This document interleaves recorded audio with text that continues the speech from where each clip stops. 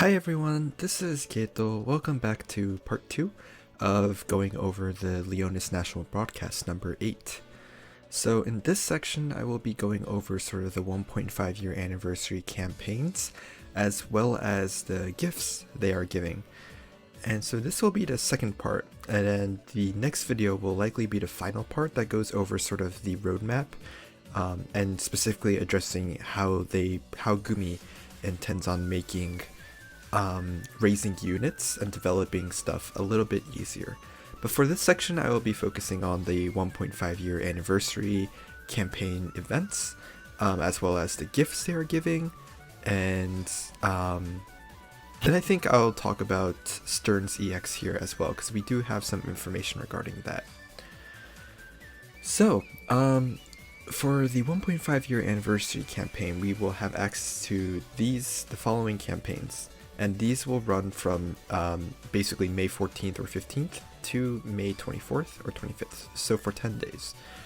There will be double drop rates in the hard quests, so you can get double the shards of characters that you are working on.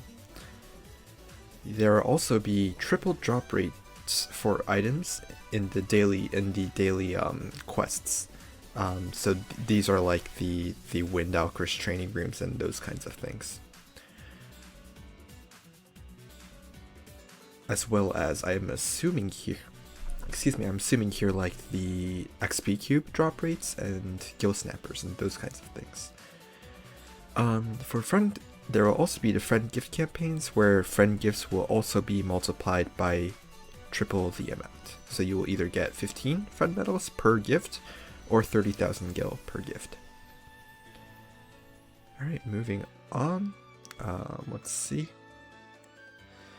We will also have vision card hard quests. Those will also have double drop rates. Keep in mind, Global doesn't have this yet, but in JP they do have vision card hard quests. You can do up to 6 of them every day. There will also be book farming quests where the drop rates are doubled. And keep in mind these are running from the respective times here. There will also be guild gifts tripled, so you'll get 3 times the guild medals from gifting. Arena medals will be quintupled? Is that right? 5 times? 5 times the drop rate for arena. And free match will also have 5 times the PvP medals you can get. Alright, moving on. So this is the big one. This is called the Raid Boss Revival event. So this will run from May 14th to May 31st. Basically, in the Raid Boss Revival, you can re-fight all, or I don't think they specified all of them, but they said a lot of the raid encounters that we've had in the past. And so this can be done in a multi-setting, I believe. Sorry, I can't remember if it's also going to be available in like regular Farplane events, but basically you will be given 2 options. You'll be able to either fight the level 50 version of that raid boss or the level 100 version of that raid boss. And then from there you'll get medals in which you can exchange them for their respective raid event item. So it's pretty cool in that event. Let me see, I just want to make sure I had everything there.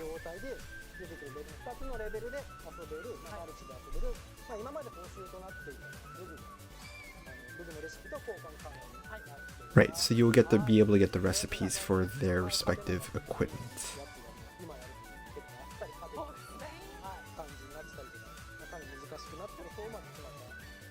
Yeah, and so I think details will be released later regarding this, and I will cover that in a separate notice video. So the other event we have here is the Gen-e no To, which is the Tower of Visions. This one is called Leon's Senyaku. So the battle on Leon's Valley, or maybe Lion's Valley, or no, that would be Lion's Zibare, so Leon's Valley. And so it will be very similar to the Porcelain Tower, and you'll be able to revisit like key moments of the first part of the story, such as fighting Ruinstern or fighting Muraga. I don't think the rewards for this have been announced yet.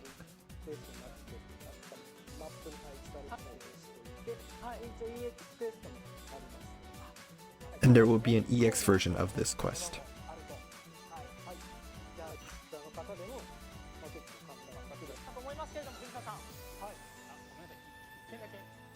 Yeah, and here's where he reconfirms.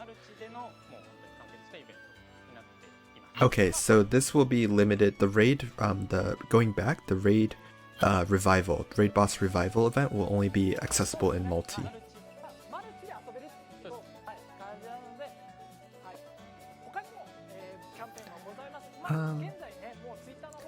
So there is also a Twitter campaign. This doesn't really concern global, but where retweeting. I think this is a retweeting campaign, if I'm correct. Let's see. So 150 people will get some original goods from FFB War Divisions. What you do is you follow the official Twitter, and then you put in this hashtag Genne Senso no Ichiyoshi Seiryoku, which is like the supporting War Divisions power, and you will just retweet stuff. And so you can get things like t-shirts, you can get a key, this is like, what do they call them, a ring? Phone ring? Those things that you put on the back of your phone so that you can like, I don't know how these things work, to be honest. But yeah, you can also get things like these sweatshirts that the staff are wearing. So this is a Rundle War Division sweatshirt, and this is a Leonis sweatshirt. You can also get a Crystal Sanctum sweatshirt. It's really cool, these campaigns that they do. And you can also get this, let me see if I can get better. You can get this is a phone stand. So you can put them, your phone horizontally or vertical on this stand. And so there's all these little small goodies that they give. And I think it's pretty fun. Let's see, moving on, they talked about this for a while, but this is the other one. Sterne, EX. So he is going to become Chimamirareta, I think? Kishi, so blood-stained. He'll change from, sorry, what is his official title again? It's like Knight of Ruin Sterne, into, Blood-Soaked Knight. So moving on to his abilities. So going over this first one here, this is his EX ability called Barrier Break, and it destroys any physical barrier and deals medium damage. It's range 4, kind of bland, but it's a good skill nonetheless, right? Like nowadays, being able to break barriers is sort of like not a must-have, but a pretty important for any DPS class. Alright, so his first ability upgrade is to his Hazard Crusher. And it upgrades Hazard Crusher into Hazard Injury. So it will deal... So it's the same thing, but it also provides healing power down. That's pretty good. Yeah, kind of bland, but still, it's a good upgrade. Next is his upgrade to... sorry, what was this called again? Roar of the Lion or something like that? It's the one that raises his accuracy and his attack, I think. And so what the upgrade does is it upgrades it so that it increases attack, accuracy, and also provides AP use down, AP consumption down. So this is a very modest EX. It's like not a bad one, but very bland, very modest. Nothing too exciting, right? But I'm sure with, you know, Ruin Sterne being a 100 cost and having the stats of a 100 cost, the stat increase he gets from becoming a 120 will probably be like the main highlight of Ruin Sterne's EX. Alright, and so that concludes this portion. I will quickly move on to the gifts portion. So this is the gifts that everybody is getting for the 1.5 year anniversary. So you'll get 4,000 Viz, you'll get a 200 summoning ticket of your elemental rock fragment. You'll get 10 rainbow orbs, 70 red alchrist. Is it red alchrist? Sorry, I think it's red alchrist, right? 500 skip tickets, 500 growth eggs, MR, 50 magicite. That is kind of low. 200 awakening prisms, 10 rainbow orbs, 300 XP cube large, 100 king pots, 100 burst pots. So you can get 10 100 times books summons, 1 rainbow broadstone, 50 large pots, 300 million gil, 70 faint memories, and yeah. The thing is though, since it's the 1.5 year anniversary, producer Hirono says that he will multiply all of these by 1.5. So in actuality, you are getting 1.5 whatever is listed here. I'm not sure how they're going to do these with the summoning tickets, but yeah, it does mean that we'll get 6,000 fizz and those kinds of things.